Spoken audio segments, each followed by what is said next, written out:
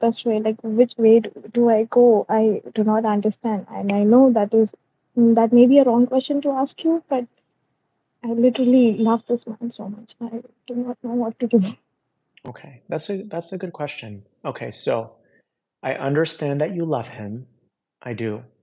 I think it was wrong of him to kind of string you along, knowing how his family was.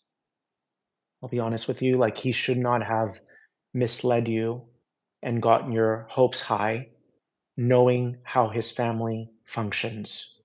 So that's the first thing I'm going to say to you. I don't want you to get mad at him, but it is something to shine a light on. You know, we have to shine a light on things in any relationship or friendship if we're going to better ourselves and if we're going to be honest humans. So I think it was wrong of him to mislead you in this way. And then, secondly, what I'm going to say to you is I understand that you love him, but if he's a practical person who listens to his mother rather than to his heart, which I understand there's traditions and values and customs. So I'm not negating that at all. But if he leans more tradition, then you have to respect his wishes and you have to let him go. And I'm going to tell you one more thing.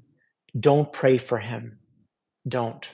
Because that's you getting lost in a fantasy when he's already told you what he needs. So you need to respect his boundary. And you can say to him, listen, it would have been nice for you to give me a heads up on how your family is because I've fallen for you. I love you. And I'm not going to hold it against you, but in the future, be mindful of people's feelings. And I believe that's one of the roles you're here to play in his life is to kind of wake him up and shake him up a little bit. But please don't spend your energy praying for people like that because it's not that he's not a good person. It's just that you're misleading yourself at this point. You're giving yourself false hope when he's already told you he cannot marry you. So I hope that answers the question. Let go. I'm telling you, like, let go.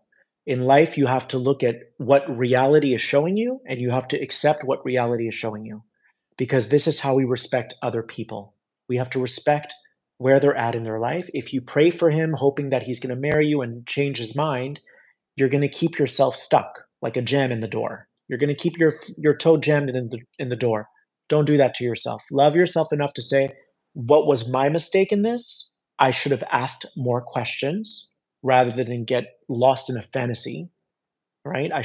You always have to ask real questions in when you meet somebody. What are your goals? What are you looking for? What does marriage look like to you? This way you're not in the dark. You're privy to what's going on, meaning you're aware of what's going on. So I hope that helps you. I'm really sorry that you're dealing with this. It sucks. I understand. But you're going to find a better soulmate for you who will accept you unequivocally. You won't have to work so hard to make it work. I promise. You're going to be okay.